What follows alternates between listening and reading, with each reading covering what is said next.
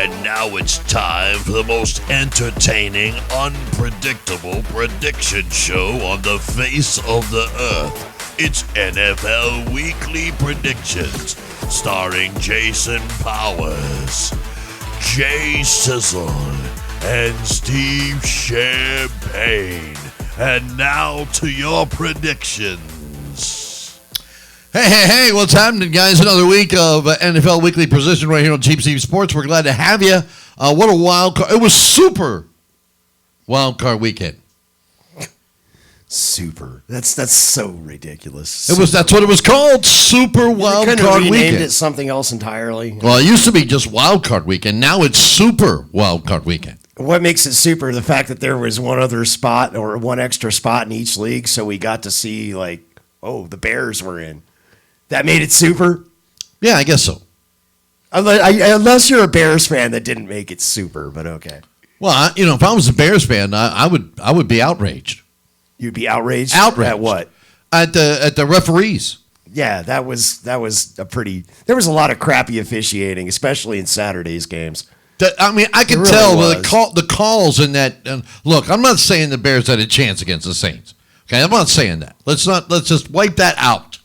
Okay, what I am saying is I saw a lot of ticky-tack calls being called on the Bears, almost like, well, we got to give this game to the Saints because we know that Tom Brady's going to win and we want that, Bucs-Saints matchup, which we'll talk about later on in the program.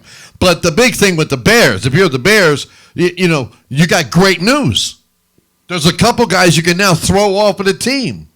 Like the one gentleman who missed a wide-open touchdown, went right through his hands. That was sad. I mean, that was just sad. Because if they tie that game there, the Bears' defense is thinking, we might have hope here. I will say this. Bears fans, stop blaming everything on Trubisky because he actually didn't do that bad. He did a little better in that game. And he threw that pass was money, the specific pass you're talking about. He chucked that 55 yards right down the middle. Perfect pass. Perfect. And the guy's like this, and the ball right through.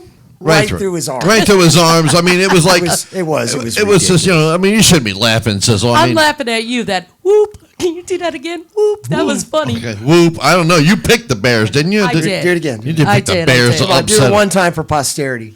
Whoop. There it is. Oh. Well, we got some games this weekend. We're going to start off with our first Saturday game. The Rams taking on the Packers.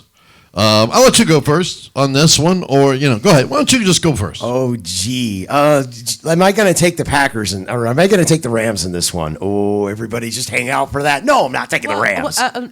Before we get into that, shouldn't we say where we are, who won what, this, that, yeah, the other? actually we should. All of that stuff before we actually get into. Are we still tracking who makes the picks? We're still tracking it. Yeah, go ahead, Sizzle. Right, tell us. So, still razor thin. I know we're that. bypassing Sizzle's segment, which tells who wins. Who yeah, won. you kind of left me out of this. What the heck, guys? I didn't do great. I know I went 3-3. We both went 3-3. Steve, however, went 4-2. 4-2. Yes. And if I'd had any balls, I'd be 5-1. 5-1. If I had balls. Didn't have any balls last week. Okay.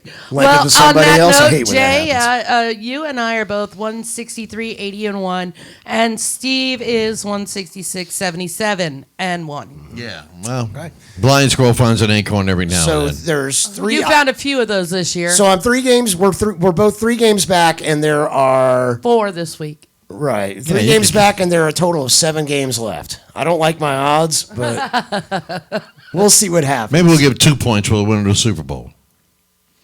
But that's not a bad idea because it might end up as a tie anyway. Is that the prize? I mean, we're just that close. You know what I'm really curious of? I was wondering about this earlier in the week.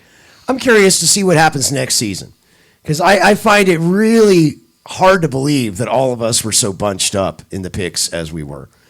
Because if you look at you showed me a list, you sent me a link to it, and I was checking it out earlier this week of the top 50 of the top professional football prognosticators in the business. Yeah, so NBC Sports, CBS Sports, right, Yahoo ESPN, Sports, all those guys, ESPN, yeah, all over the place. DraftKings, and you and I and Sizzle are all in the top, I think, like 17 or 18% of all of those top 50. So it's not like we're doing bad. It's just crazy to me that we're all so bunched up. I'm really curious to see how it breaks down next year. Oh, it's easy. Because I find it hard to believe we'll be as tightly bunched. And we've been tightly bunched the whole way. Yeah. The whole way. I don't think anybody at any point has been more than, 5 games back? Yeah, I was 5 games down because I lost 7 games in 1 week, and that was like week 3. Mm-hmm. I clawed my way back, and now I'm 3 ahead. If I didn't have that bad week, I'd be killing everybody right now. But let's get to the Rams and the Packers. You were going to talk about that game. Let's get back to that. Well, I'm not taking the Rams. I know that. I mean, look, the Rams defense really came through last week, and they did much better than, they really kind of put it together. Mm-hmm. And I'll give them credit for getting the upset win. I mean, this team has been so incredibly fluky and streaky. It's hard to know which Rams team is going to show up from week to week. And the problem is not their defense. I mean, because Aaron Donald and company, they get it done. They get it done. And they were really dominant and did very good job last week against Seattle, in Seattle. And the problem is their offense is just, you don't know what's going to happen. I mean, this is a team that was tinkering with their backup quarterback in the first game of the playoffs. And that's, I don't know if I've ever even heard of that. Well, he got concussed. I'm sure it's probably happened at some point. He was looking good. He got concussed, and then Goff had to come in, and he didn't have it together, and he got it together in the game. But Tyler Heineke, is that the guy? No, that was the guy from Washington. Right, that's Washington. Yeah. Yeah. I mean, I don't dislike Goff at all, and they definitely have good receivers. For the Rams, and I give Goff credit for being a league average quarterback, but he's so incredibly unreliable. And I just don't see how they can pull off the upset. This 45.5 over under on this. The Packers are a 6.5 point favorite. Yeah. I like the Packers by. I'm going to say I like the Packers by 9 in this. I'm thinking 27-16 somehow. Or 27-18, something like that. 27-20. All right, well, here's the deal. They'll cover the spread. Here's the deal. Here's the real deal. I'll tell you what it's really about. First off, do the Seahawks have a running game? Seahawks. What am I saying? Seahawks. Oh. Do the Seahawks have a running? I did it again. Did the Seahawks have a running game?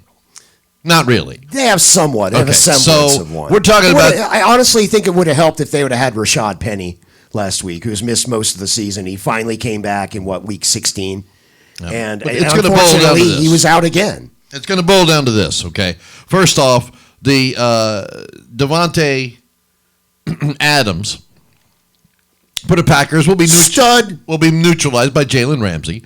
Aaron Donald will chase. I don't know. I don't think they're going to have Ramsey shadow him the whole game. Well, we'll find out. But Aaron Donald will be chasing Aaron Rodgers, okay? But Aaron Rodgers won't need to do anything. He'll hand the ball to Aaron Jones. Yeah, I see a lot of running. And I'm saying that he can just hand the ball off, and then you don't have to worry about that because Aaron Jones can play. He's a good running back. The Seahawks don't have a back like that. And as far as the Rams offense is concerned, I believe that the Rams offense is, just like you said, very streaky. Cooper Kupp 1 week, he's blowing it up. The next week, where's he at? Robert Woods kind of the same way. And exactly. So due to the inconsistency of the Rams, I got to take the Packers in this because I just don't see the consistency from the Rams. You got to pick the Packers. I will say that we know, as we did last week, I told you last week, 2 teams will get upset. They did. Mm-hmm. Okay. This week, 1 will get upset. There's out of the 4 games, somebody's going to go that's not supposed to go. And I don't think it's going to be the Rams. Sizzle, who you got? I'm taking Packers. Okay. Well, that's the end of that. What are you thinking of the score on this? I'm not really thinking of the score, because with these games, you just don't know. I mean, come on. I mean, did we really think that the Browns were going to put up that many points against the Steelers last week? I'm not really good at score predicting. I don't play the over/under or score predicting. I do predict games. I like the money line if I'm a gambler.